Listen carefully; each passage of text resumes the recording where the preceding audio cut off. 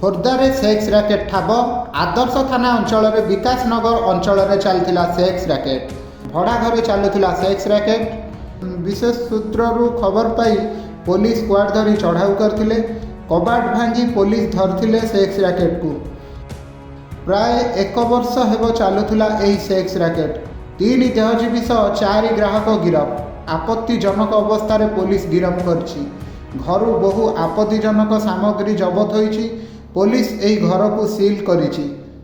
ସ୍ଥାନୀୟ ଲୋକଙ୍କ କହିବା କଥା, ବହୁତ ଆଗରୁ ଏଠି ସେକ୍ସ ରାକେଟ୍ ଚାଲିଥିବା କଥା ପୋଲିସକୁ ଖବର ଦିଆଯାଇଥିଲା। ସେକ୍ସ ରାକେଟ୍ ଚାଲିଥିବା ଭଡ଼ା ଘର ଜଣେ ପୋଲିସ ବାବୁଙ୍କର। ସେଥିପାଇଁ ପୋଲିସକୁ ଅଭିଯୋଗ କଲେ କିଛି ସୁଫଳ ମିଳୁନଥିଲା।